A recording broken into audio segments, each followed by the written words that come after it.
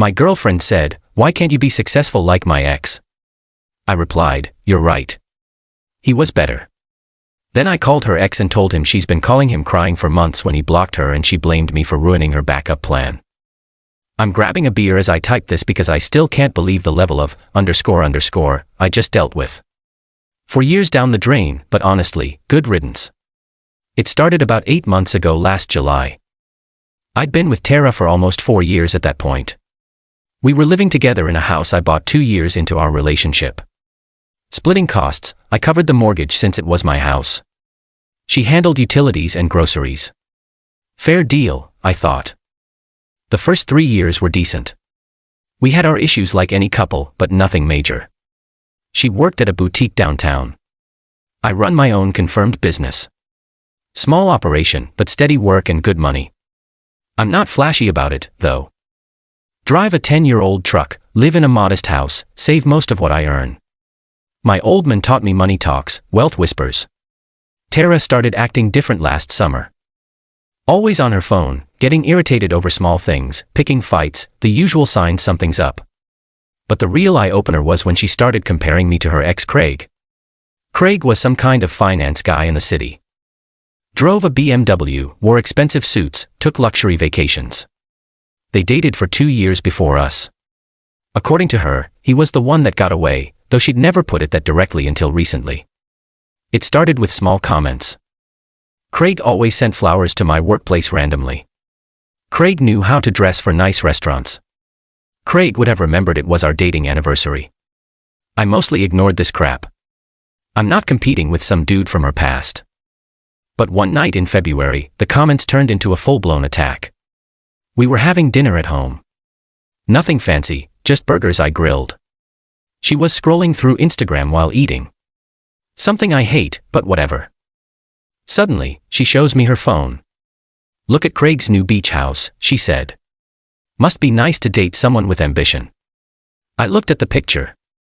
Some douchey-looking guy standing in front of an oceanfront property with his arm around a blonde woman.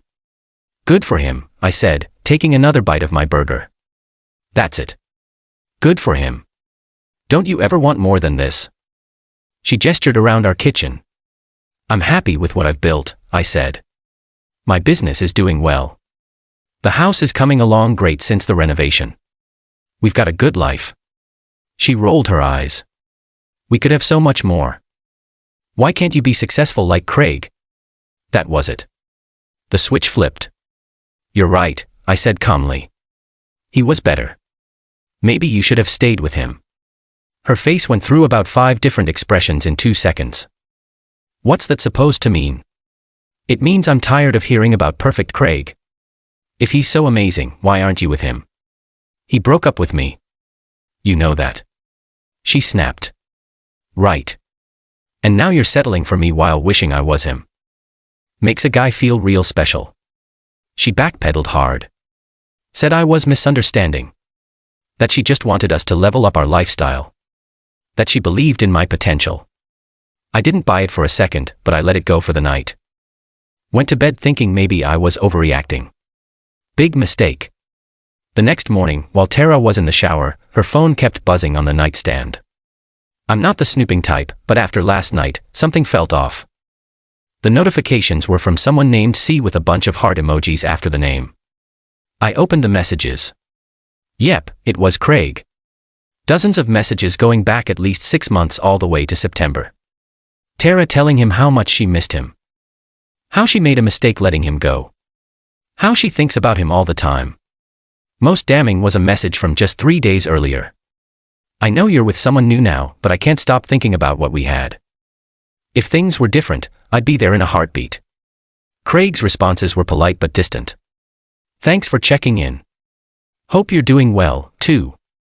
That's nice of you to say." He wasn't encouraging her, but he wasn't shutting it down, either. And she was straight up emotional cheating. When she got out of the shower, I was sitting on the bed with her phone in my hand. "Who's C?" I asked, even though I knew. Her face went white. "Why are you going through my phone?" "Who is C, Tara?" "It's just Craig. We're friends." "It's nothing. Friends don't tell friends." as they'd leave their current relationship in a heartbeat to be with them. She started crying, said I didn't understand, that she and Craig had history, that she was just feeling nostalgic, but would never act on it, that she loved me and only me. I almost believed her, almost. I need some space, I told her. I'm going to stay at my brother's for a few days. She panicked, begged me not to go, said she'd block Craig right then and there. I said I needed time to think regardless. At my brother's place, I did some digging. Found Craig on LinkedIn easily enough. Craig Thornton, senior investment advisor at some big firm in the city. His contact info was right there for potential clients. I called him the next day from my work phone. Introduced myself directly. Craig, my name is Matt. I'm Tara Wilson's boyfriend. Silence for a moment. Okay. What can I help you with? I wanted you to know that Tara's been messaging you for months behind my back. Telling you she misses you, wants to be with you, all that. Based on your responses, I'm guessing you're just being polite. More silence then. Look, man, I'm sorry about this. I didn't want to be rude to her, but I'm not interested. I'm engaged now. I've tried to keep the conversation short. I figured. But there's something else you should know. She's been telling me you're the one initiating contact. That you're constantly calling her crying about your breakup even years later. That you can't let her go. What? That's completely false. I haven't called her once since we broke up. She's the one who keeps messaging me every few weeks. My fiancé has even noticed and asked me to block her, but I felt bad about it. Exactly what I suspected. I thought so. Look, I'm not trying to cause drama. I just wanted to know the truth. No, I appreciate the call. This is concerning. You should know this isn't the first time. When we broke up years ago, she showed up at my office multiple times until building security had to speak with her. I thought she'd moved on since meeting you. That was news to me. I had no idea. It's not your fault, Craig said. But given the pattern, I think I need to be more direct about boundaries. I'll be blocking her number. If she contacts me through other means, I'll let you know. Thanks, man. Sorry you got dragged into this. Not your fault. Good luck with whatever you decide to do with this information. I spent 3 more days at my brother's thinking things over. 5 days total away from home. Tara called and texted constantly, alternating between apologizing and accusing me of overreacting. Classic manipulation. When I went home, I had a plan. I didn't confront her immediately about my conversation with Craig. Instead, I acted like I was willing to work things out, but needed more honesty. I want to understand why you're still hung up on Craig. I said, what is it about him that you can't let go of? She took the bait, started telling me how Craig was her one that got away. How he'd call her sometimes just to hear her voice and how it was hard for her because she could tell he still had feelings for her. When was the last time he called you? I asked. Last week. She lied smoothly. He was pretty emotional. That's weird because I talked to him yesterday and he said he hasn't called you once since your breakup. Said you're the one who keeps messaging him. He also mentioned you showing up at his office multiple times after your breakup until security had to get involved. Her face. Man, I wish I had a picture of her face in that moment. Pure panic. You called him. Why would you do that? To get the truth, which I clearly wasn't getting from you. It's not what you think, it's exactly what I think. You've been lying to both of us, making me feel like I don't measure up to him, while simultaneously throwing yourself at him behind my back, and on top of that, making up complete, __, about him not being able to let you go when the truth is the exact opposite. She switched tactics instantly. Tears flowed. She fell to her knees. I'm sorry. I was just confused. I made a mistake. Please don't throw away 4 years over this. The mistake wasn't messaging him. The mistake was making me feel like crap for not being him while lying to my face and using him as some kind of backup plan. She actually stopped crying when I said that. Got defensive. He wasn't a backup plan. Oh, really? Then what was he? He was I just wanted to keep the connection in case what? In case things didn't work out with us. People do that all the time. And there it was. The truth. I think it's time we end this. I said, this isn't working anymore.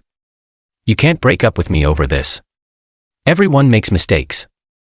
I'm not breaking up with you over a mistake. I'm breaking up with you over a pattern of lying, manipulation, and disrespect. You can't just kick me out. I've been living here for years. I have rights. This was something I'd actually researched during my days at my brother's. I'd spoken to my lawyer about the legal situation since Tara had been living with me for so long. You're right. I said, you've established tenny. Legally, I need to give you proper notice. I've checked. And in our state, that's 30 days.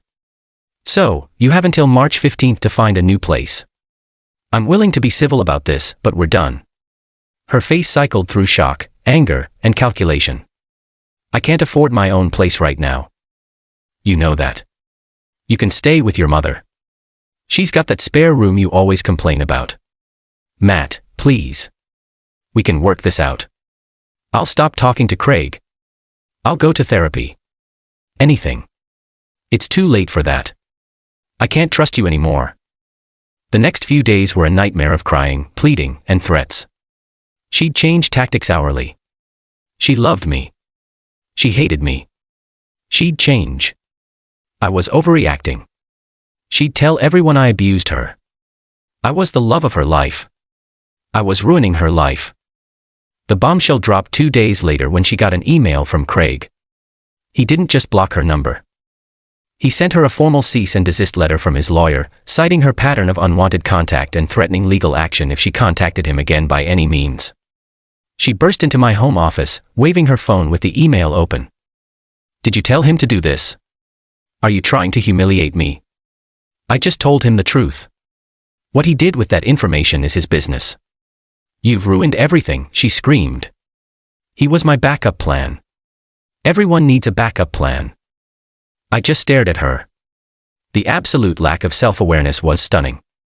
I think you should start packing, I said quietly. The sooner you move out, the sooner we can both move on. Somehow. That cut through her rage. She looked at me for a long moment, then nodded once and walked out. 3 days later, she'd packed most of her things and left for her mother's house. We agreed she could come back for the rest of her stuff the following weekend when I'd be home. When she came to get the rest of her things, I had my brother there as a witness. We recorded everything to avoid any claims of damaged or stolen items later. She was cold but civil and the whole process took less than 2 hours. That was 3 weeks ago. She's been staying with her mother based on the angry call I got from the woman accusing me of breaking her daughter's heart. I didn't bother explaining. Some people only hear what they want to hear. The aftermath has been predictably messy. Mutual friends taking sides. Her telling people I snooped through her private conversations and overreacted to innocent messages. Me showing those same people the screenshots I took of those innocent messages. The kicker came yesterday. A text from an unknown number. This is Anna, Craig's fiancée. I wanted to thank you for your call with Craig. Tara showed up at our home last night demanding to speak with him. Security removed her from the building. We filed a police report. I thought you should know. I almost felt bad for Tara at that point. Almost. But then I remembered the months of comparisons, the lies, the emotional manipulation. Turns out I am successful. Successful at dodging a bullet. I changed the locks yesterday, blocked her number today. Currently enjoying a beer on my back deck, planning a fishing trip with my brother. Life's too short to be someone's silver medal. Edit, thanks for all the responses. To answer some common questions. Yes, I let her get her remaining belongings. I had my brother here when she came and we recorded everything to avoid any claims of damaged stolen items. No, I don't feel bad about contacting Craig. If she wasn't lying about their communication, I wouldn't have had any reason to call him. For those saying everyone has a backup plan. If that's your relationship strategy, I feel sorry for your partner. Update, 3 weeks later. It's been about a month since everything went down and I thought I'd post an update since so many people messaged asking for one. First off, I'm doing fine. The house feels weirdly peaceful now. I've rearranged some furniture, cleaned out the guest room. Tara had been using as a creative space. Translation, dumping ground for clothes she never wore and craft projects she never finished and generally reclaimed my space. It's amazing how much tension leaves a home when a toxic person does. The fallout with friends has settled into a predictable pattern. People who knew both of us have mostly picked sides by now. My real friends stuck with me, especially after seeing the evidence. A few mutual acquaintances chose to believe Tarara's version where I'm the controlling, __, who couldn't handle her harmless friendship with an ex fine by me. Those people just revealed themselves as not worth my time. Tara's moved in with her mother temporarily. According to friends, she's telling everyone she's using the time to find herself and heal from trauma. Whatever helps her sleep at night. The most interesting development came from Craig of all people. He emailed me, found my business contact to give me a heads up that Tara's behavior had escalated. After the incident where security removed her from their building, she showed up at their condo demanding to speak with Craig. She apparently created new social media accounts to contact both Craig and Anna, claiming I was abusive and she needed Craig's help. Craig, to his credit, didn't buy it for a second. He forwarded everything to his lawyer, who added it to their case for a restraining order. He wanted me to know, in case Tara tried to use my name or drag me into her narrative somehow. I thanked him for the warning and apologized again that my ex-girlfriend had become his problem. He was actually pretty cool about it. Said he understood what I was going through because Tara had shown similar obsessive tendencies when they were breaking up years ago. Apparently, one of the reasons he ended things was her constant insecurity and need for validation, which would then flip to anger when he couldn't give her the constant reassurance she wanted. Sound familiar? Yeah. I recognized the pattern immediately. Wish I'd seen it sooner. 2 days after Craig's email, I got a text from a number I didn't recognize. It was Tara's mother asking if we could talk about the situation like adults. I politely declined, saying there was nothing to discuss. She replied with a long paragraph about how Tara was struggling and how I should consider that we'd been together for 4 years and shouldn't throw that away over a misunderstanding.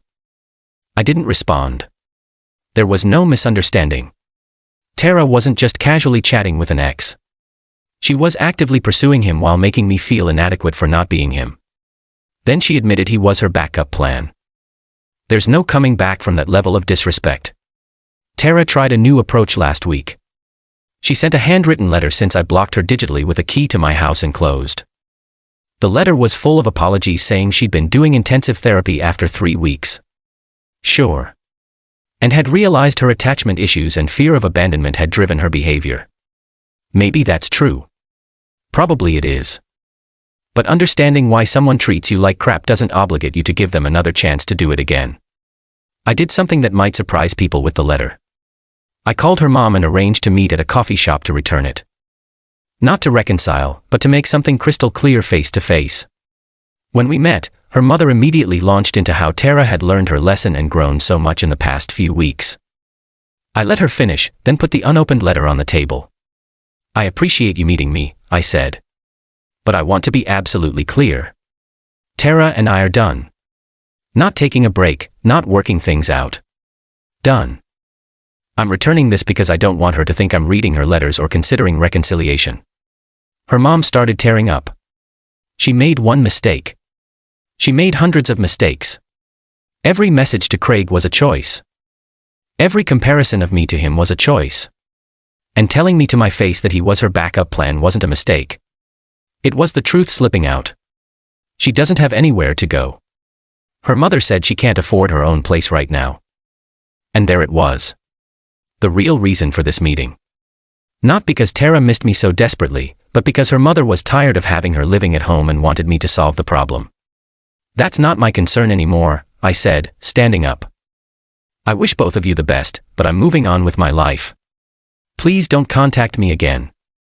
As I was walking out, her mom called after me. She really does love you, you know. I stopped and turned back. No, she loved the stability and comfort I provided while she kept her options open. That's not love. That's convenience. The look on her face told me she knew I was right. I haven't heard from either of them since. I've thrown myself into work, started renovating my kitchen, something Tara always opposed because it would be too messy, and even went on a date last weekend. Nothing serious, just dinner with a woman my buddy's wife introduced me to. It was refreshing to have a conversation with someone who seemed genuinely interested in my life instead of constantly comparing it to someone else's. I don't know what Tara is doing now, and for the first time in years, I really don't care. My brother says that's progress. He's right. I'm done being anyone's backup plan, second choice, or safety net. I'd rather be alone than be with someone who's constantly looking over my shoulder for something better. The kitchen renovation is coming along great, by the way. Sometimes you have to tear everything down to build something better. Final update, 2 months later.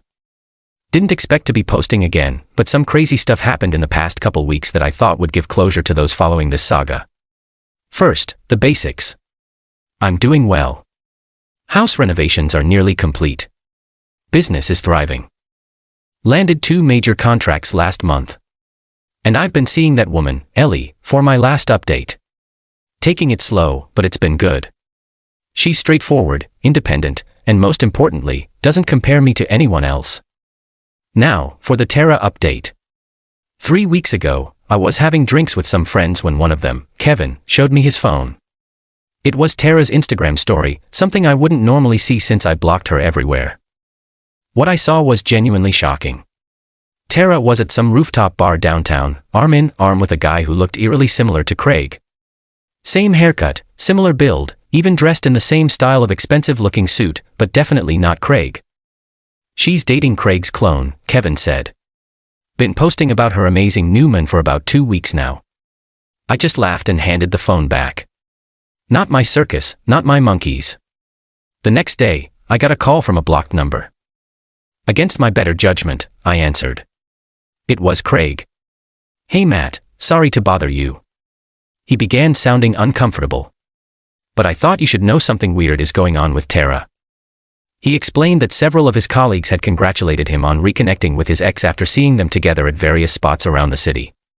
Except Craig hadn't seen Tara since that incident where security removed her from his building.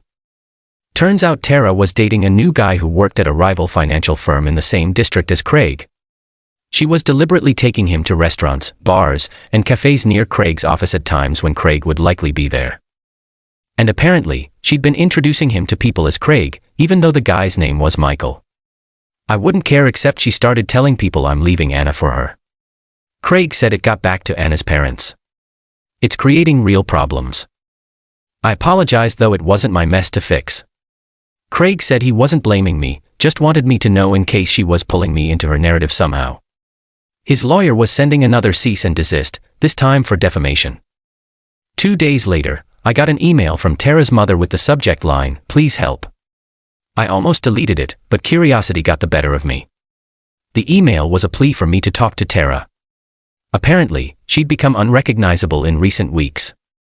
The new boyfriend, Michael, had already broken things off after discovering she was calling him by another man's name and apparently had pictures of Craig in her phone. Her mother was concerned Tara was having some kind of breakdown and thought I might be able to get through to her. I wrote back a simple, polite response. I'm sorry Tara is struggling, but I can't be involved. Please encourage her to seek professional help. I meant it. Whatever is going on with Tara isn't normal post-breakup behavior. The Craig obsession, the lookalike boyfriend, the deliberate attempts to create the illusion they're back together, that's concerning on a level beyond typical ex-drama. Her mother didn't respond, which was fine by me. I'd said my piece.